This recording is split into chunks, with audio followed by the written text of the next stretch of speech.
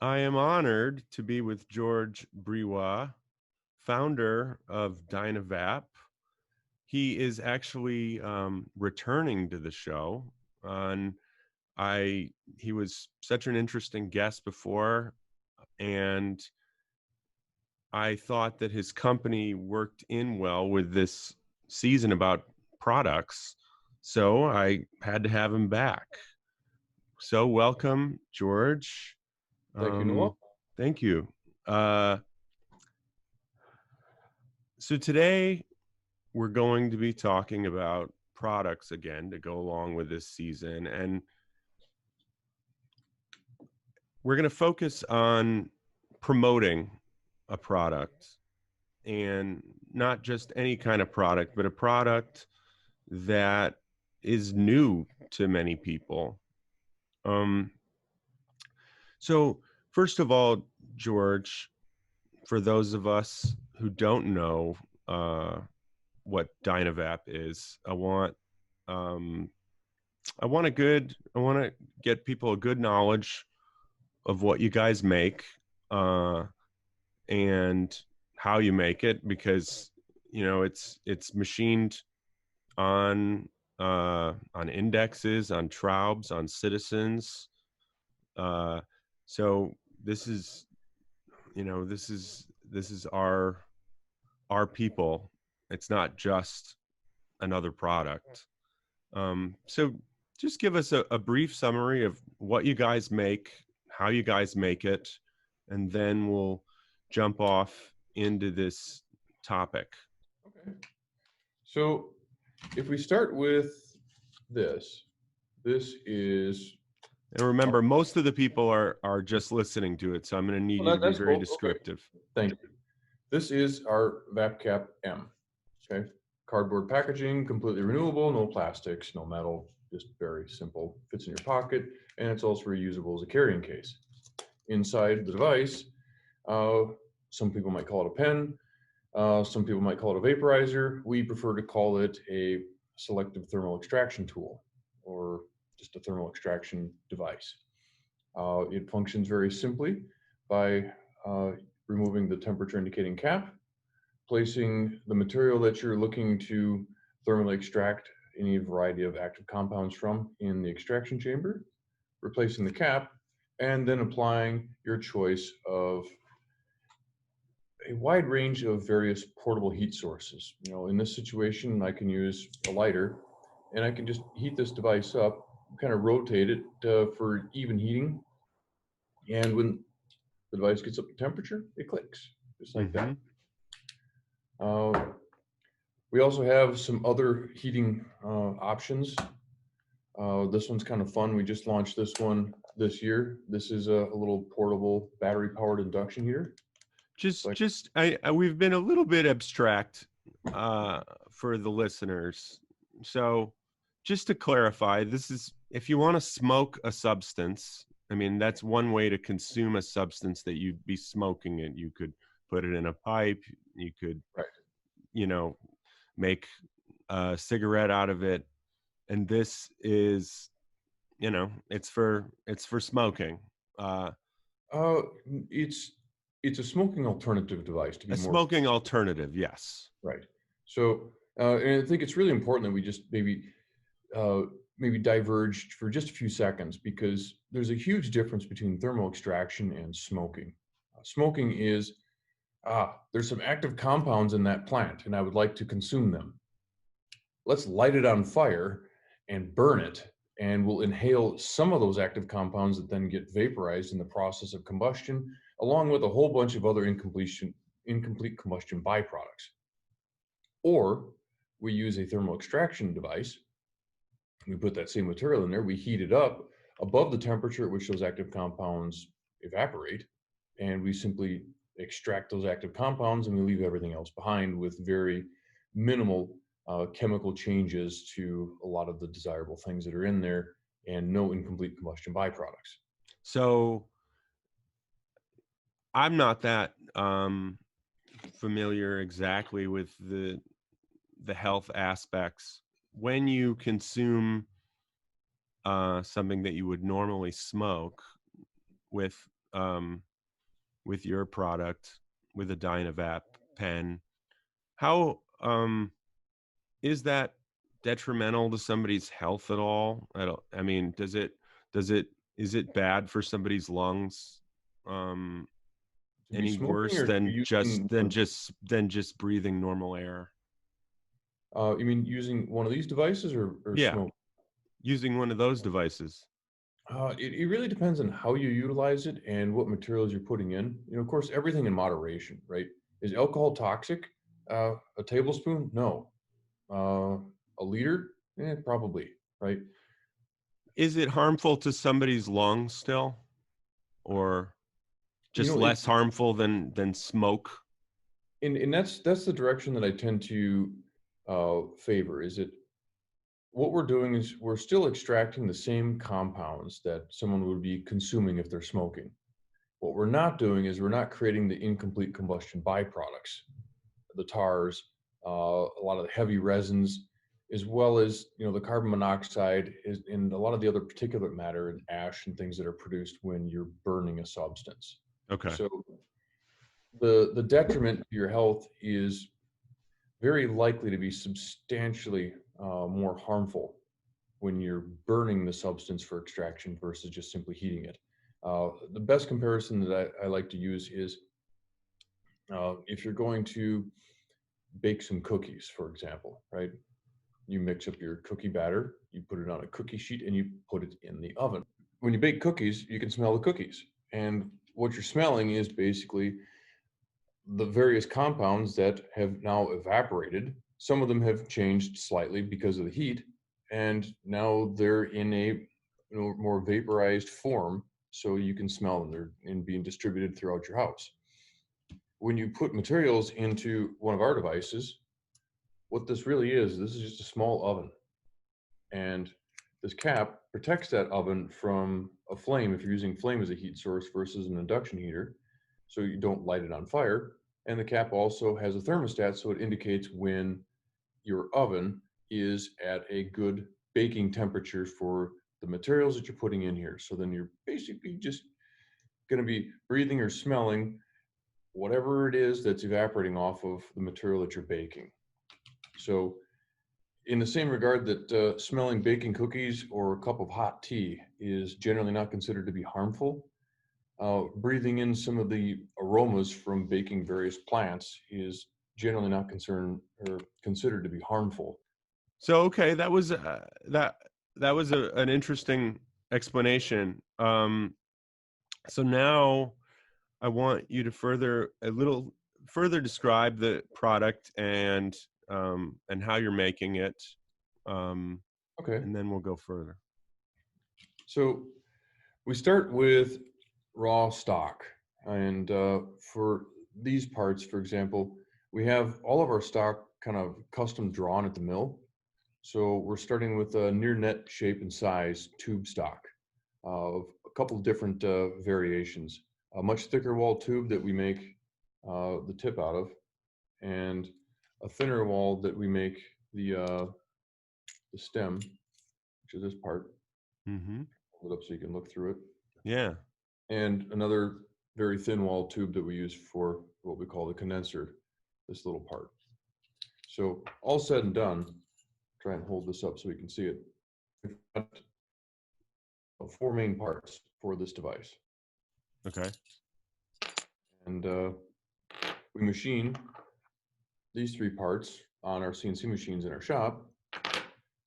This part is a deep drawn part that we have the blanks drawn in a draw house out on the East Coast. What is that one for people to describe This it? is our, thank you for that, Noah. This part, which is our temperature indicating cap, the blank is deep drawn by a draw house out in Connecticut, and the blanks, which just look like empty soda cans, but miniature, come to us and we laser cut them, laser engrave them, serialize them, install the temperature indicators, and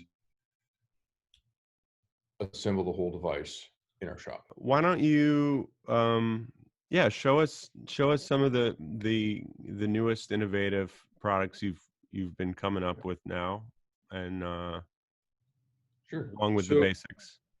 the first product that I was showing and demonstrating with this is our 2020 M. I'm just going to reassemble it. It's made up, like we mentioned earlier, 4 components. The construction is pretty straightforward in the regard that you don't need tools to assemble or disassemble this product. Okay. It's very straightforward in terms of how it works.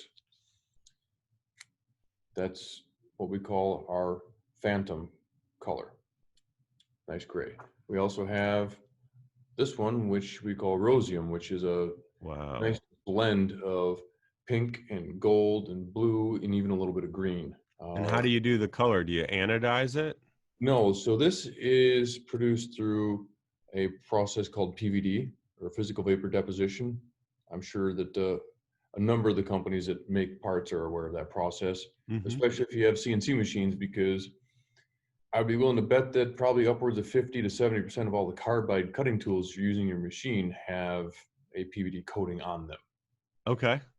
And that's actually where we started looking when we wanted to get some coatings.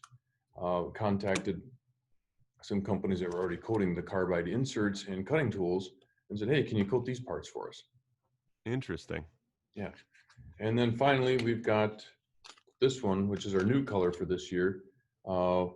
This really nice blue, we call this one AzuriuM.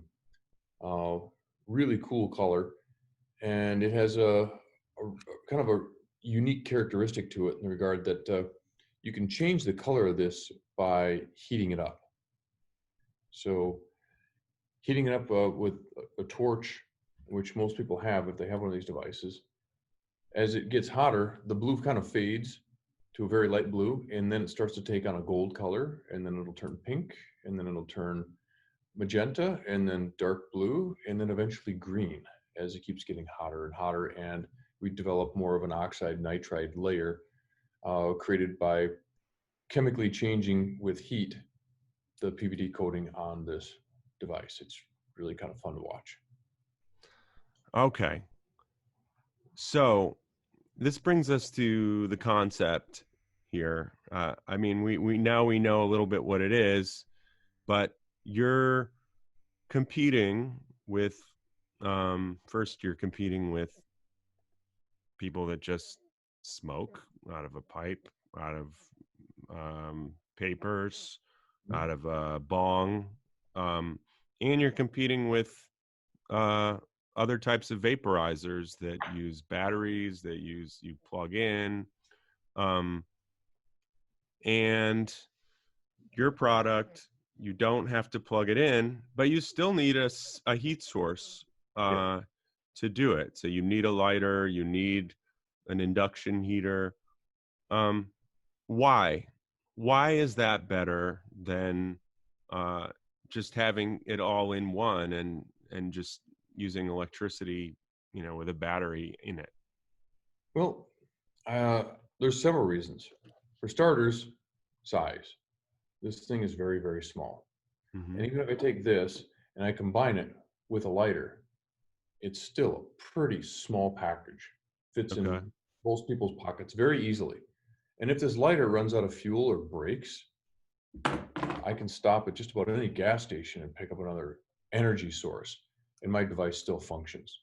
Okay. For people that are very active outdoors, hikers and bikers, we get a lot of positive feedback from those kind of people that they really like these kind of devices because they're extremely small, they're very lightweight, and if I drop them, whether I drop them on the table, drop them on the floor, drop them on the ground, on the concrete, back over them with my car, it still works. So the durability, that's a huge thing. Well, the durability is one of the more significant factors in terms of differentiating the devices that we make versus the battery powered ones that are out there. Okay. I feel very confident that with just a little bit of care, this device is going to be completely functional, really on order of the day that it was manufactured, 20 or 30 years from now. About the only thing that's realistically going to potentially wear out are the O-rings that are used to hold it together. And they're pretty easy to replace and not too hard to come by. Well, that top though, if you take the cap off, that can get kind of bent up, right? They're a lot more durable than most people would think. Yes, it's a thin walled piece of stainless steel. And George sent me one gratis when we did the interview before. So now I am familiar with it. okay, maybe I should have sent you an updated one so you'd have one in your hands for those purposes. So if you need one, let me know, and we can get a few updated Oh, so you're models. saying the one now is more durable? I wouldn't say it's necessarily more durable. It's just changed and updated. You can see, the geometry on here is a little bit different than the one that you have. Mm-hmm. There's all these designs for people who can't see it, and grooves, and I mean, and this one you're making now on an index or a Traub or a Citizen, one of those. Yes. So this component here, the tip, is machined on an index multi-spindle. Wow. So kind of a fun part. Yeah, yeah, for sure. I mean, it's the Ferrari of screw machines. I guess the Germans would say it's like the Porsche, but um so okay, so you've got durability. It's interesting. It's there is a certain simplistic um beauty to it. Um and this brings me to your challenge that I see. Um this is still something that it's I'm assuming maybe you have competitors. I'm not sure, but I mean it's it's something new. It's something different. Um, and and on the one hand, that's a huge advantage because you're not competing with the crowd. On the other hand, you got to persuade people that this is what either they should be using, or this is another thing There. you can do that's enjoyable. Um, and uh, that is a great challenge as well. Maybe even harder. It makes me kind of think of like some of the old like Apple products. Now they probably do it less, but it was coming up with a product people didn't know they needed Mhm. until you gave it to them. So one of the things that I see your company doing really well is marketing, and you market a lot through videos. Um, and I wanted to talk to you about that. Um, Okay. would you say videos is one of the most significant um, ways you promote your product? It just seems like you put a lot of emphasis on it. We certainly do put emphasis on it, but I would say it still falls secondary, uh, because people need to discover the product first. Once they discover it, then the videos are there for support, and that's why I consider them to be secondary, because we need that introduction. And I mean, how often do you get introduced to a video? Eh, Not really. You get introduced. I'd say the products that you tend to be the most interested in are the products that you tend to get introduced to on a much more personal level. Uh, if that makes sense. Your friend got one of these, or Mm-hmm. um, their friend got one, and you're over visiting them, and so you see it and you touch it, and they talk about it and they describe it. So I would say probably one of the most significant things that we have done and have focused on from a marketing perspective is really trying to grow, develop, and nurture the relationships that we already have with the customers that we already have, and Ah. empowering them with the ability and the resources to convey and converse with their friends what our product is, what our company is, what we stand for, and what some of the advantages are beyond the fact that we make a small, durable device. So you're saying that seeing a really interesting video online is it might make somebody buy it, but it's not the way your data, or at least your I'm not sure if you have data on it or if you're just inferring it. Um, this is not what you believe. It's more just from other people influencing other people in person In experience. person or even indirectly. So, for example, uh, if you're familiar with Reddit, Mm-hmm.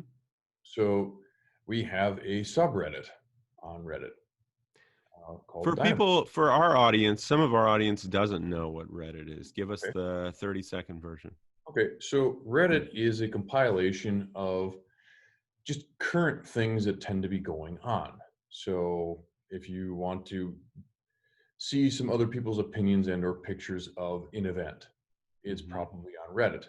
Of a product, it's probably on Reddit.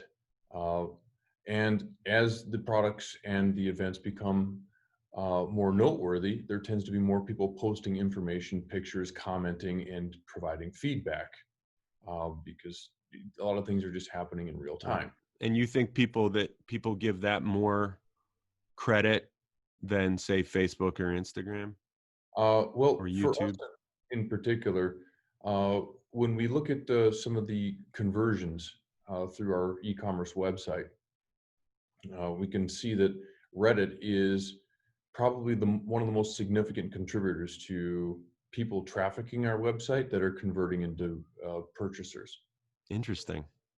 So they go there, whether they're looking for us or they just happen to come upon us, and then they see that there's a whole community that's developed around our products. And this is where things get even a bit more interesting, Noah, is that it's not just the products that we manufacture.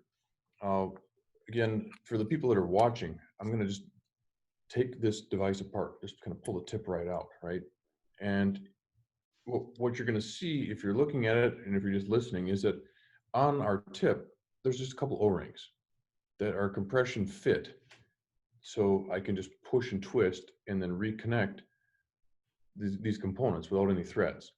And what that enables third-party makers to take a piece of wood and machine it and make sure that the bore on that piece of wood is the same size as the bore on the stem that we make on one of our CNC machines. And now I can pop this tip off of this device and I can put it on an aftermarket stem that someone else made. So it's open source. So the components to a degree are open source, and we actually encourage people to make things. And we have shared dimensions as well as even shared raw materials that, hey, you want to make your own? Let us know. We're happy to share some of our raw material with you for you to add your special touch to it, right? Right, but the main part is still made by you. Yes. So the high precision components like the tips and the caps, we still manufacture those, but we do encourage people to make aftermarket accessories because it allows you to customize and configure your device to more suit your taste. Mm-hmm. And so this really grabs people's attention when they're just out on the internet looking around and they find that, oh, someone took and made a stem that's a little bit longer and it's got some inlays in it. It's made out of some exotic wood and fill in the blank.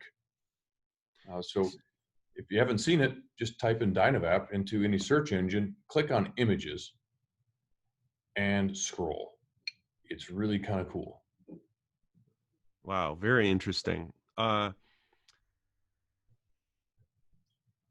So it seems like, so for most of the people listening to this they don't know the prices. The prices, it's the starting price is what, like $87, I think, for the bottom, No, 75. 75, and That'd be then, a little over 80 with shipping, but okay, and then how high does it get? our top of the line model right now is around 180 to $190, depending on how it's configured. Mm-hmm. So So that's I think, so what you're saying is, like, if you're going to convince somebody to pay a lot of money for a product, I mean, it's a lot, yes and no, but when you figure you could buy some papers or whatever, or buy a battery one that might be less money, um, you got to have it. It really does help to have a community and to have people showing you it. And oh, it it does. seems like, are you familiar with Robert Cialdini and influence, like social proof? So it No, I'm seemed, not familiar with that one. Well, there's a guy named Robert Cialdini. He's a social psychologist, and he wrote a book a while back called Influence. And there are like a few major ways of influencing people, and one is social proof, and one is proof of authority. Mm, So, it's like if you look at a menu, there's the chef's recommend choice, and that. then there's the one that's like the most popular. Mhm. So you have tremendous social proof, and it's like organic social proof. That sounds like kind of, one of your major special sauces for success. I would say that it is far and above the most important component of it. And I didn't realize it at first. Just as getting started, trying to figure, how do I get people to try these things? How do I get people to, give it a go? Give me some feedback. Let me know what you like. Let me know what you don't like, so we can continue the refinement process of the product development. And it seemed like the more that we supported the people in the community that had these devices or were interested in them, uh, the more they liked the devices and the more they were willing to share them with their friends. And it just helped things go. And it just kind of got the whole cycle kind of going around and around. And it seems like the more that we engage with and support the community, the more our company grows. Well, how did you get the first people out there using it so then they could show it to their friends? Oh, that was so much fun, and extremely frustrating at the same time. Uh, so back in July of 2015, I launched a crowdfund campaign on Indiegogo. Indiegogo. I've Yeah, never heard of that. so it's kind of like competitors or Kickstarter's competitor. Okay.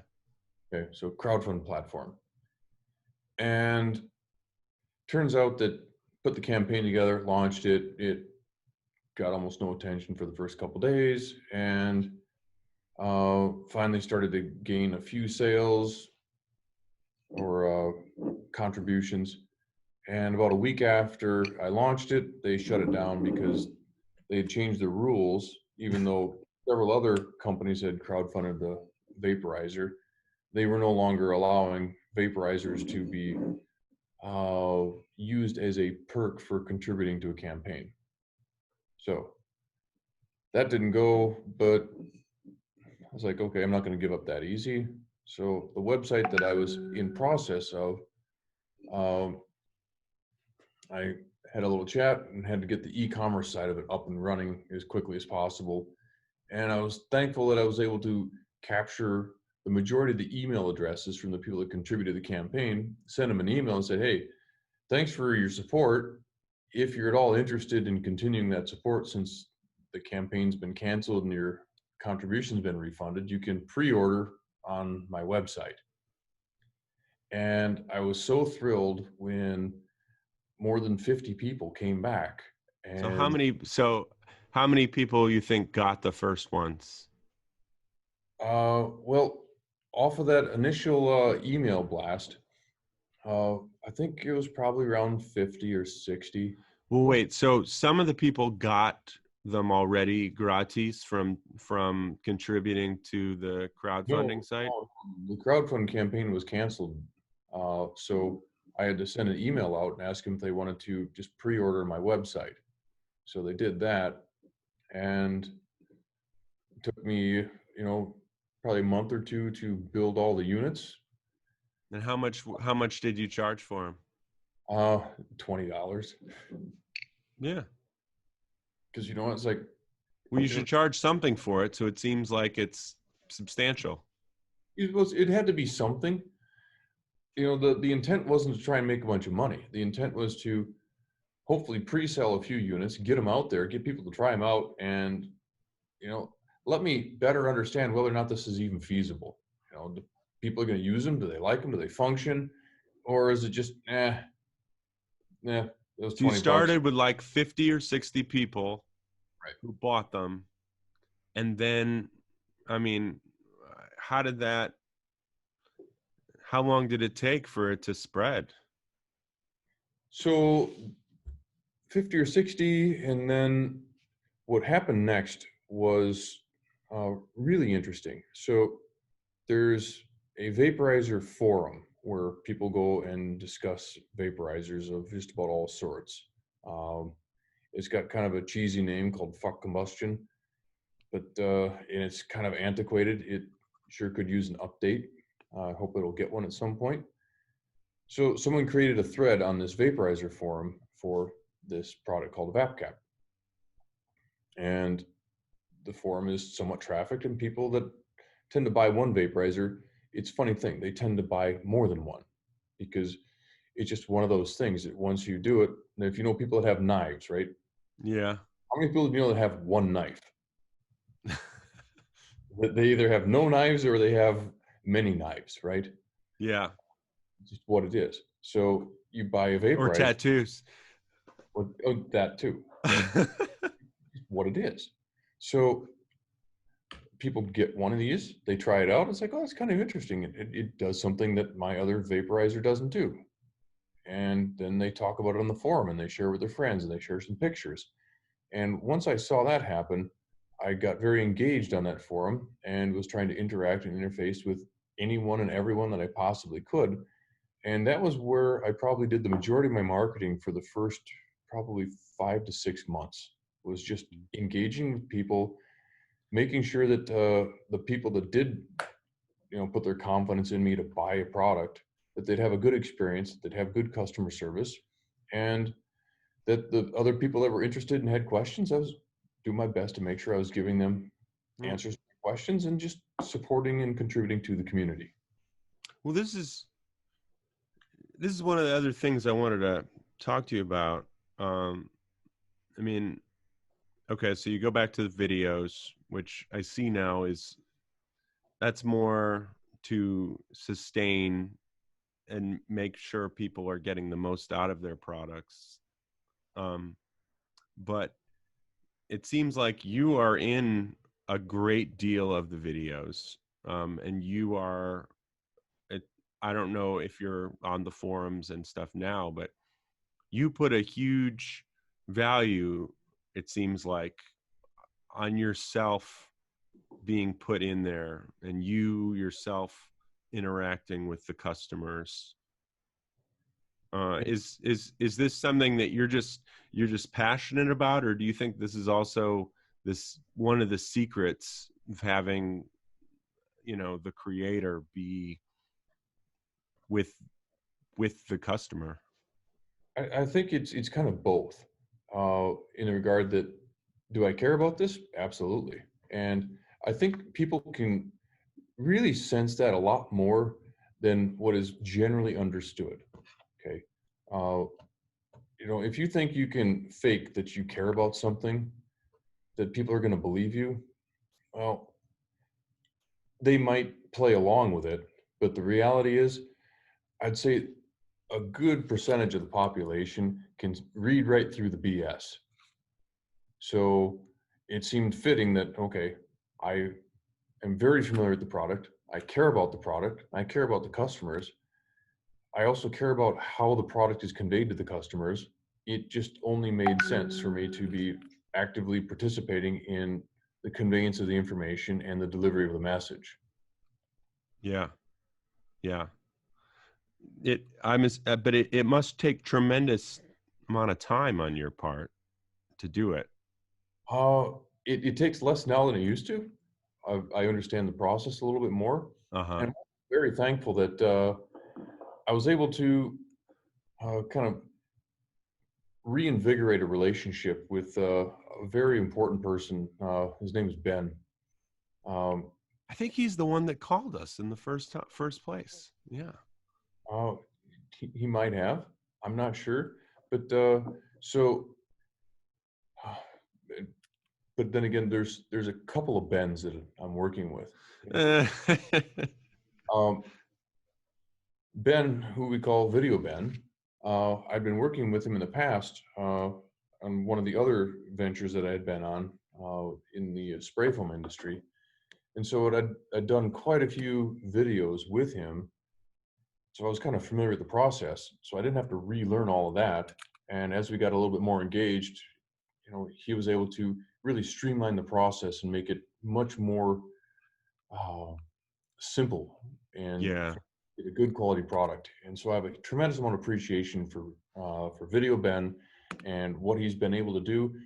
He's really the behind the scenes guy that does the editing, and he's a phenomenal editor. Do you have a big team, or is Ben like, it's, he doesn't have too many people that work under him? Ben has one primary assistant, and we have a few other people that also participate in the media department, depending on what the task is. So how many So people do you employ just in your media department?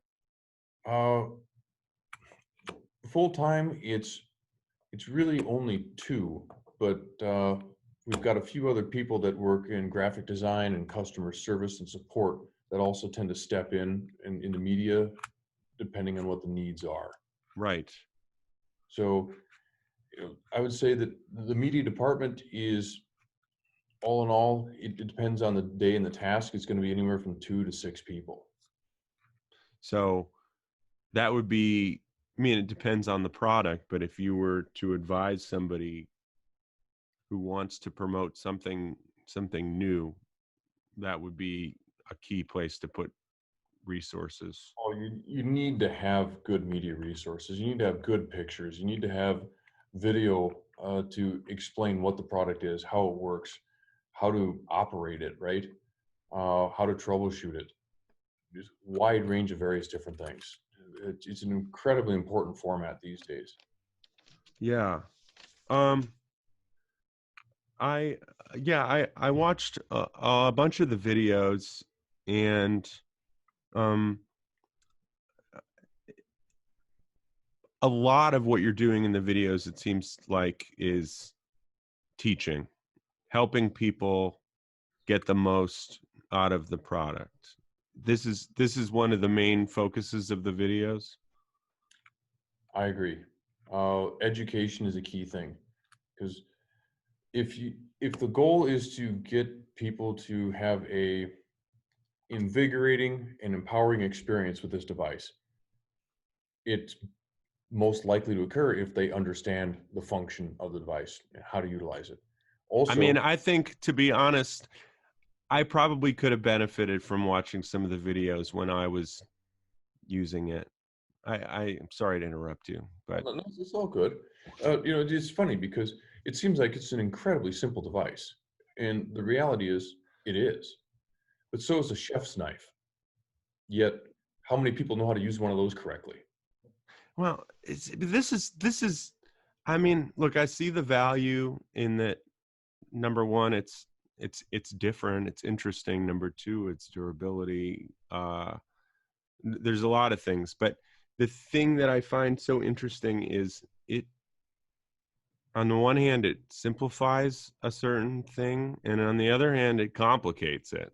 You're making somebody who wants to go out and relax and probably be doing other things while they're doing this. Maybe they are just sitting around and this is the focus of what they're doing. However, you're complicating their life in a way. You're making this thing harder.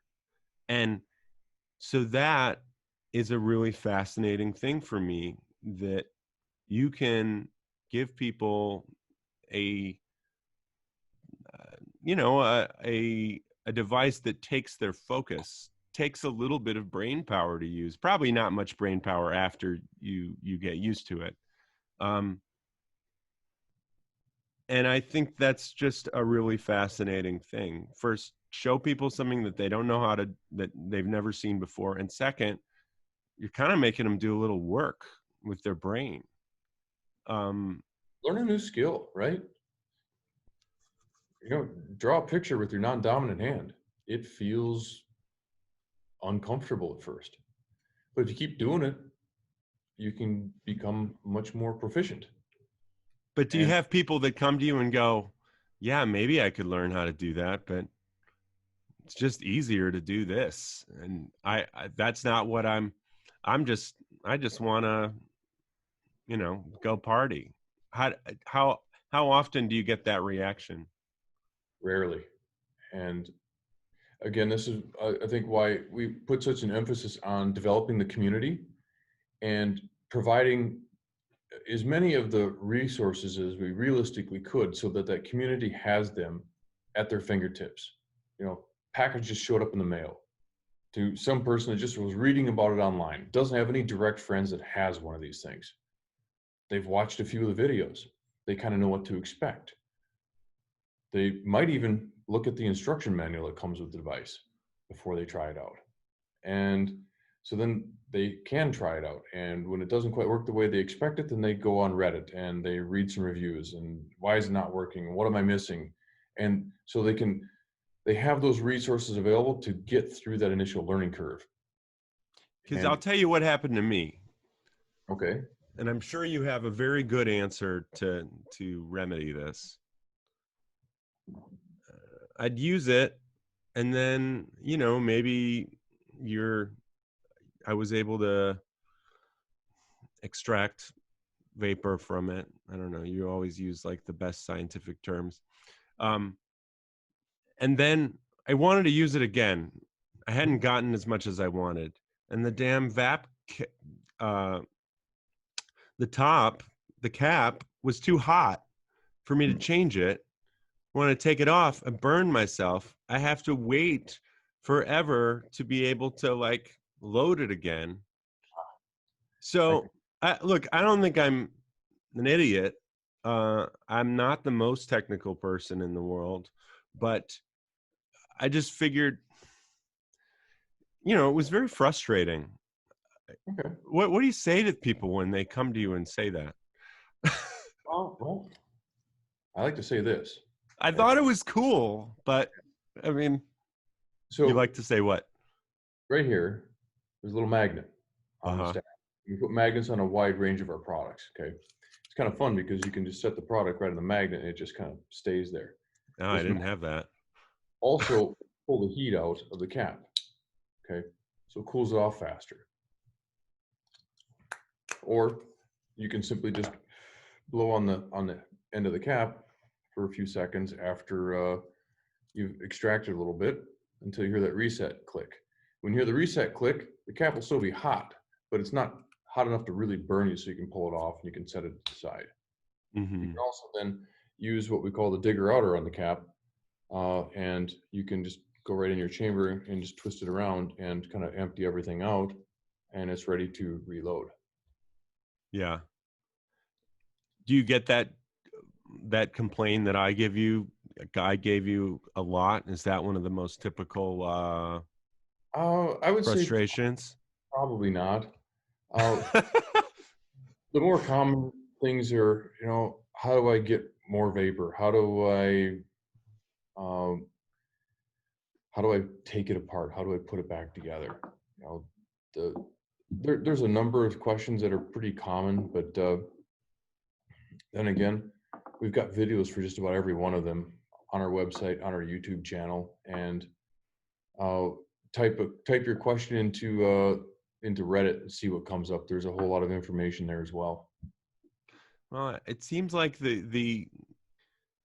what I'm really getting from this is create a community and then enrich that community. That's like one of your secrets. I think that is an incredibly important part of bringing any new product to market, because who are you really selling to? Who are your customers? If your customers don't know who you are, then why are they buying from you, right? Do you feel like you were lucky in order to get that started? Absolutely. Yeah. What is something you learned in the last week? In the last week? About anything? Sure. I learned that travel from Europe to the US is a piece of cake right now. No quarantining?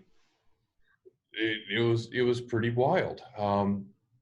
George was in Amsterdam this week, by the way, everybody. And, you know, for anyone that's out there that's concerned that I'm out, you know, spreading disease, that sort of thing, I didn't really go anywhere after I got back. And I did submit myself to a COVID test on Friday, and I got the results this morning, and I was negative, which I think is You got to another be really. careful of those dirty Dutch people. Oh, I wasn't concerned at all, and I'm really happy to say that I traveled all the way there, spent almost 2 weeks there, and came all the way back, commercial airlines, through airports, and no issues, no concerns. All So, right. Well, that is something that a lot of people would find interesting right now. Do you have any other advice for somebody who's got an idea for a product, or um, they're they're coming out with something, and maybe it's not as innovative as yours. Maybe it's somebody who's got, for instance, I talked to a guy who wants to make start a high-end watch company. He's starting small.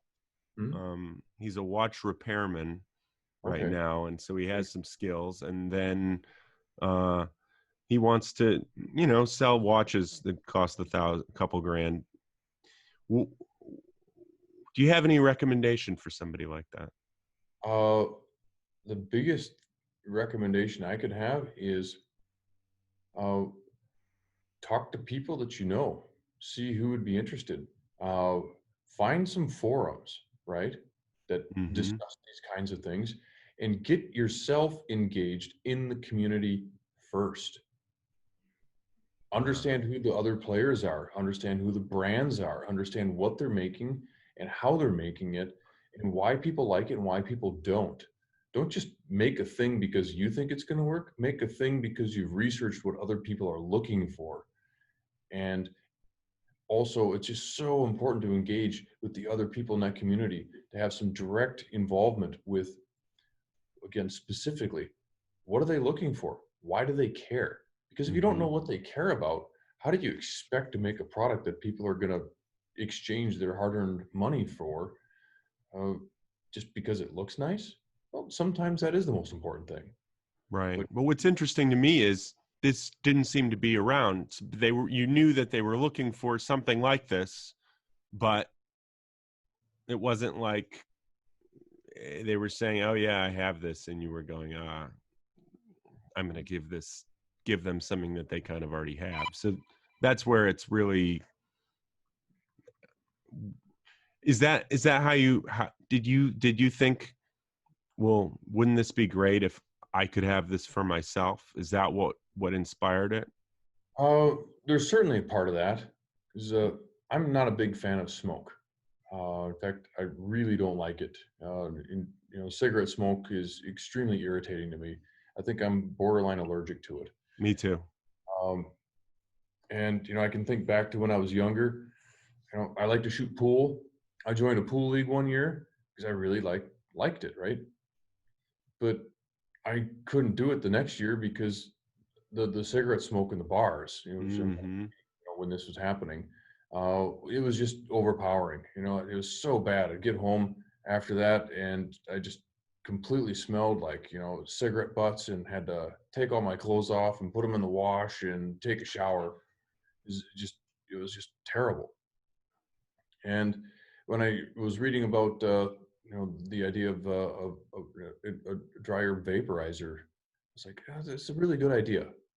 And I'm researching, I'm looking, I was like, but why are they so expensive? And why are they so big? And there's so few portable options out there. No wonder no one's using them. And so Mm, the question really arose, is like, okay, how difficult could it possibly be to make one of these things? I see. Perfect. Thank you, George. This was awesome. And um, I I will let you know when it comes out on Friday, and I really look forward to furthering our relationship. I'll try to peddle some iron to you the next time I get. We're talking about buying some citizens, so as soon as we get them, I'll call you. I'm looking forward to it. You looking for 32 or 20 millimeter? Uh, I generally don't make many large things. In fact, the last Citizen we bought is a 12 millimeter machine. Oh, okay. Well, we're gonna get some 20 millimeter machines, so I'll Anything with a call big you. Anything with a B axis? No, but I do know of of something, but we'll talk. But thank you so much. I really appreciate it, and I really enjoyed it. So I'll talk to you later in the week when it comes out. Okay. Sweet. Thank you, Noah. Have a good night. Thanks so much.